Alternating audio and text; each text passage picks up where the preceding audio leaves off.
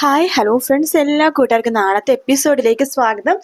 അങ്ങനെ നമ്മുടെ ശ്രുതി ട്യൂഷൻ എടുക്കുന്ന ഭാഗങ്ങളാണ് ഇന്നത്തെ എപ്പിസോഡിൽ കാണിച്ചത്. നാളത്തെ എപ്പിസോഡ് അടിപൊളിയാട്ടോ. അങ്ങനെ ശ്രുതി പിള്ളേർക്ക് ട്യൂഷൻ എടുക്കാൻ തുടങ്ങുവാണ്.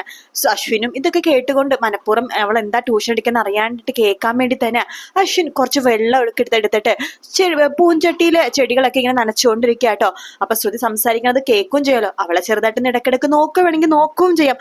ആ ഒരു ഉദ്ദേശമായിട്ട് അശ്വിന. അപ്പൊ അശ്വിൻ അവിടുന്ന് പൂ ഇങ്ങനെ നനയ്ക്കണം. നമ്മുടെ ശ്രുതി ആദ്യം ഒന്നും കാണത്തുന്നില്ല. പിള്ളേർക്ക് ഇങ്ങനെ ഒരു 5 പിള്ളേരുണ്ട്. മൊത്തം 5 പിള്ളേർക്ക് ഇങ്ങനെ ക്ലാസ് എടുത്ത് കൊടുക്കണ ധൃതിയാണ് കേട്ടോ ശ്രുതിക്ക്. ശേഷം ആണെന്നുണ്ടെങ്കിൽ ശ്രുതി കഥ പറഞ്ഞു തുടങ്ങാട്ടോ. ഒരു രാജകുമാരന്റെ, അതുപോലെ തന്നെ രാജകുമാരൻ രാക്ഷസനായി മാറുന്ന ഒരു കഥയാണ്. അതിലൊരു സുന്ദരി ഉണ്ട്. രാജകുമാരന്റെ പൂന്തോട്ടത്തിൽ പൂവെടുക്കാൻ വരുന്ന സുന്ദരി. ആ സമയത്ത് രാജകുമാരൻ രാക്ഷസനായിട്ട് മാറിയിട്ട് സുന്ദരിയെ ഉപദ്രവിക്കാൻ നോക്കുമ്പോ പെട്ടെന്ന് രാജകുമാരനായി മാറി സുന്ദരിനെ രക്ഷിക്കുന്ന ഒരു കഥയാണ് കേട്ടോ. അപ്പൊ ശ്രുതി ഉദ്ദേശിക്കുന്നത് വേറൊന്നല്ല, അശ്വിന്റെയും ശ്രുതിയുടെയും സ്റ്റോറി തന്നെയാണ് ഇവർക്ക് ഇൻഡയറക്റ്റ് ആയിട്ട് പറഞ്ഞു കൊടുക്കുന്നത്. അപ്പൊ അതാണ് അശ്വിന് മനസ്സിലായി അത് ശ്രുതി തന്നെയാണ് ഉദ്ദേശിക്കണേന്ന്. ശ്രുതി ഇങ്ങനെ പിള്ളേർക്ക് പറയുന്നുണ്ട്. ഒരേ സമയം രാജകുമാരനാകും, ഒരേ സമയം രാക്ഷസനാകും. ഒരാൾക്ക് എങ്ങനെ മാറാൻ പറ്റുന്നത് എന്നൊക്കെ പിള്ളേർക്ക് ഇങ്ങനെ പറയാണ് ശ്രുതി. അതൊക്കെ കേൾക്കുമ്പോൾ അശ്വിന് ചെറിയൊരു വിഷമമൊക്കെ തോന്നുന്നുണ്ട് കേട്ടോ. ശേഷം അശ്വിൻ റൂമിലേക്ക് പോവാണ്. ശ്രുതിനെ കാണുന്നില്ല. സമയം 9 മണിയായി. ഇവളെന്താ വരാത്തത്? ഇവളെ ഞാനെന്തിനാ കാത്തിരിക്കണത്? അതിന്റെ ഒരു ആവശ്യവും ഇല്ല. അവള് വരുമ്പോ വരട്ടെ എന്ന് വേണ്ട അശ്വിൻ വീണ്ടും ക്ലോക്കിലേക്ക് നോക്കാണ്. സമയം 9:15. ശ്രുതി വരുന്നില്ല. ശ്രുതി ആണെങ്കിൽ മനസ്സിലിങ്ങനെ വിചാരിക്കാണ്, അശ്വിൻ സായിറാം ഉറങ്ങിയിട്ടുണ്ടാവോ?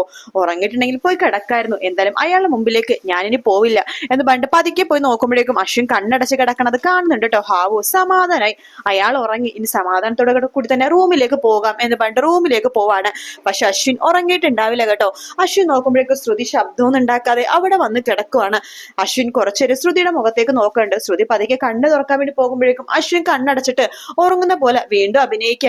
ശ്രുതി പതുക്കെ അശ്വിന്റെ മുഖത്തേക്ക് നോക്കുന്നുണ്ട്. ഇയാൾ ഒരു പാവമാണ്, പക്ഷെ തന്റെ അടുത്ത് മാത്രം എന്തിനാ ഇങ്ങനെ കാണിക്കുന്നത് എന്നുള്ള വിചാരമായിട്ട് ശ്രുതിക്ക്. അങ്ങനെ രാവിലെ കടന്നു പോകും. പിറ്റേ ദിവസം പിള്ളേര് വീണ്ടും ട്യൂഷന് വരും കേട്ടോ. ആ സമയത്ത് ശ്രുതിയാണെങ്കിൽ ആ കഥയുടെ തുടർഭാഗം ഇങ്ങനെ പറഞ്ഞു കൊടുക്കാട്ടോ. അങ്ങനെ ആ ഒരു സുന്ദരിക്ക് എന്ത് സംഭവിച്ചു എന്നൊക്കെ കുട്ടികൾ ചോദിക്കുമ്പോ ആ സുന്ദരി രാജകുമാരനെ സ്നേഹിക്കാൻ വരുമ്പോഴേക്ക് രാജകുമാരൻ രാക്ഷസനായിട്ട് മാറുന്നത്. രാക്ഷസനോ? അത് എങ്ങനത്തെ രാക്ഷസനാണ് എന്നൊരു കുട്ടി ചോദിക്കുമ്പോ, ആ രാക്ഷസന് 2 പല്ലുകളുണ്ട്. ആ രാക്ഷസൻ ഇങ്ങനെ വന്നു കഴിഞ്ഞാൽ ഇങ്ങനെ നമ്മളെ കണ്ണടച്ച് ഇങ്ങനെ പോകുമ്പോഴേക്കും രാക്ഷസൻ തൊട്ടു പിന്നാലെ വരും. അപ്പൊ അശ്വിൻ തൊട്ടു പിന്നാലെ ഇങ്ങനെ വരുന്നുണ്ടാവും കേട്ടോ. ശ്രുതിനെ കണ്ണടച്ചിട്ട് സുന്ദരി ഇങ്ങനെ പോണ സമയത്ത് രാക്ഷസൻ വരുമ്പോഴേക്കും അയ്യോ രാക്ഷസൻ എന്ന് പറഞ്ഞിട്ട് നമ്മുടെ അശ്വിനെ തൊട്ടു പോവാണ്. പെട്ടെന്ന് അശ്വിനെ കണ്ണുറക്കുമ്പോൾ അശ്വിനാന്ന് മനസ്സിലാവുന്ന ശ്രുതി പെട്ടെന്ന് പിടിവിടുവാട്ടോ. അയ്യോ രാക്ഷസൻ പറഞ്ഞ പിള്ളേരെല്ലാരും ശ്രുതിയുടെ പുറകിൽ ഒടിക്കുന്നുണ്ട്. അശ്വിനാണെങ്കിൽ ആകെ ദേഷ്യം വരട്ടോ. അശ്വിൻ അവിടെ നിന്ന് മാറി നിൽക്കുമ്പോഴേക്കും ശ്രുതി ഇങ്ങനെ അശ്വിനെ കുറിച്ചാണ് ഇങ്ങനെ പറയുന്നത്. അശ്വിനെ മനസ്സിലായിട്ടോ. അങ്ങനെ ഒരു കുട്ടിയുടെ കയ്യിലേക്ക് ഒരു പേപ്പർ ഇങ്ങനെ എഴുതി വിടാണ്. ആ സമയത്ത് അശ്വിൻ തിരിച്ച് ആ കുട്ടിയുടെ പേപ്പറിൽ തിരിച്ച് എഴുതിയിട്ടുണ്ട്, പിള്ളേർക്ക് ഇങ്ങനെ നുണക്കഥകൾ പറഞ്ഞു കൊടുക്കാതിരുന്നൂടെ, പിള്ളേരുടെ മുമ്പിലെങ്കിലും നിന്റെ നുണ പറയാതിരുന്നൂടെ എന്ന് ചോദിക്കുകയാണ്. തിരിച്ച് ആ മറുപടി ശ്രുതി ആ കുട്ടിയുടെ കയ്യിൽ തന്നെ ലെറ്ററിൽ എഴുതി കൊടുക്കാണ്. ഞാൻ ആർത്തും നുണ പറഞ്ഞിട്ടില്ല എന്ന് പറയാണ്. ശേഷം ആ കുട്ടി ആ ലെറ്റർ അശ്വിന്റെ കയ്യിലേക്ക് കൊടുക്കുന്നുണ്ട്. അശ്വിൻ ആ ലെറ്റർ വായിക്കാണ്. പിന്നെ നീ പറഞ്ഞല്ലോ നീ ഭയങ്കര സുന്ദരിയാണെന്ന്. നിന്റെ അടുത്ത് ആരാടി പറഞ്ഞത് നീ ഭയങ്കര സുന്ദരിയാണെന്ന്? നിന്റെ മുഖം ശരിക്കും കണ്ണാടിയിൽ നോക്കിയിട്ടുണ്ടോ? ഈ വീട്ടിൽ ഒരുപാട് കണ്ണാടികളുണ്ട്. നിനക്ക് അതിൽ ഏതെങ്കിലും ഒരു കണ്ണാടി നിന്റെ മുഖം നോക്കിക്കൂടെ? അപ്പൊ നിനക്ക് മനസ്സിലാവും നീ വിചാരിച്ചിരിക്കണ വെറും തെറ്റിദ്ധാരണയാണെന്ന്. എന്നിട്ട് ആ കുട്ടി ആ പേപ്പർ വീണ്ടും ശ്രുതിയുടെ കയ്യിലേക്ക് കൊടുക്കാണ്. അത് വായിക്കുന്ന ശ്രുതിക്കാണെങ്കിൽ ആകെ ദേഷ്യം വരുവാട്ടോ. ഇയാൾ അത്രക്കായോ? ഇയാൾക്ക് അത്ര അഹങ്കാരോ?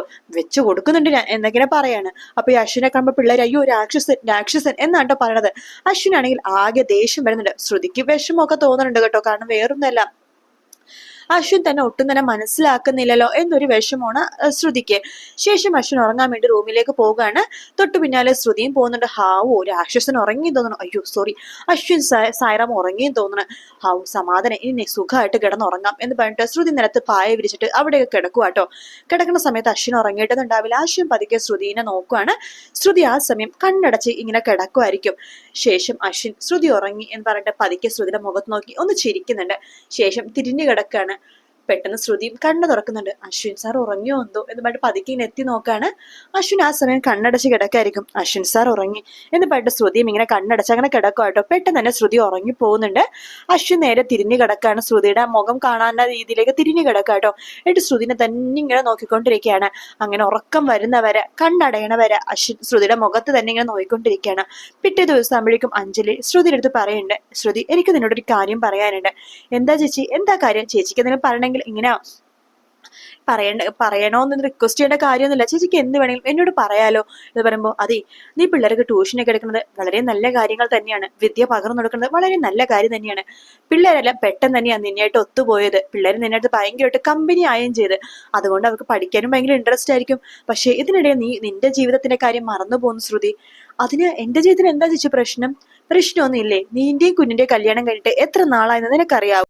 ആ സമയത്ത് ശ്രുതി ഒന്നും മിണ്ടില്ല കേട്ടോ. അഞ്ജലി പറയണ്ട്, അതെ, വളരെ കുറച്ച് ദിവസങ്ങൾ മാത്രമേ ആയിട്ടുള്ളൂ, നിങ്ങൾക്ക് നിങ്ങളുടേതായിട്ടുള്ള കുറച്ച് സ്വകാര്യ നിമിഷങ്ങളൊക്കെ വേണ്ട ഒരു സമയമാണിത്. നിനക്കറിയാലോ കുഞ്ഞൻ ഭയങ്കര ടെൻഷനാണ്, ബിസിനസ്സും കാര്യങ്ങളൊക്കെ നോക്കി നടത്തണേല്. ഈ വീട് ഇങ്ങനെ നിലനിന്ന് പോണതിന്റെ കാരണം അശ്വിനും അതുപോലെ തന്നെ ആകാശും അതുപോലെ തന്നെ അങ്കിളൊക്കെ തന്നെയാണ്. അതിന്റെ മെയിൻ കാരണം അശ്വിനാണെന്ന് നിനക്കറിയാലോ. അതുകൊണ്ട് രാവിലെ മുതൽ രാത്രി വരെ അവന് ടെൻഷനാണ്. ആ ടെൻഷൻ ഇറക്കി വെക്കാണ്ട് അവനൊരു നിമിഷം പോലും സമയം കിട്ടാറില്ല. വീട്ടിൽ വന്ന് കിടന്നുറങ്ങുമ്പോൾ മാത്രമാണ് അവനെ കുറച്ച് സമാധാനം കിട്ടണമെന്നാ എനിക്ക് തോന്നുന്നത്. രാത്രി അവൻ വരുമ്പോഴേക്കും നീ പിള്ളേർക്ക് ട്യൂഷൻ എടുക്കായിരിക്കും, പിന്നെ നിനക്ക് തമ്മിൽ സംസാരിക്കാനോ കാണാനോ പോലും പറ്റാറില്ല. എന്താ ശ്രുതി, ഇത് കുറച്ച് ഇതായി പോയില്ലേ, കൂടുതലല്ലേ? നിനക്ക് അശ്വിനോട് സംസാരിക്കാൻ ഒട്ടും സമയം കിട്ടുന്നില്ലല്ലോ. നിനക്ക് ഈ പിള്ളേരെ ട്യൂഷൻ എടുക്കുന്നത് ഒരു 4:30 ആക്കിക്കൂടെ? എന്നിട്ട് 7 മണിക്ക് ട്യൂഷൻ തീർത്താ പോരെ? അയ്യോ ചേച്ചി, അത് പറ്റില്ല. പിള്ളേരെല്ലാരും ഉള്ള സമയം 7 മണി സമയമാണ്. ഞാനും അശ്വിൻ സാറും കൂടി ഒരുമിച്ചെടുത്ത തീരുമാനമാണിത്. ഓ, അശ്വിനായിട്ട് ഒരുമിച്ചെടുത്ത തീരുമാനമാണിത്? അതെ, അശ്വിൻ സാർ തന്നെയാ പറഞ്ഞത് ഈ സമയത്ത് എടുത്തോ കുഴപ്പമില്ലാന്ന്. ആ, അങ്ങനെയാണോ? ശരി, ഞാൻ വിചാരിച്ചു നീ ഒറ്റയ്ക്കെടുത്ത തീരുമാനമായിരിക്കുമെന്ന്. ഇല്ല ചേച്ചി, ഞാൻ അശ്വിൻ സാറിന് ചോദിച്ചിട്ടാണ് ഈ തീരുമാനം എടുത്തതെന്ന് പറയാണ്.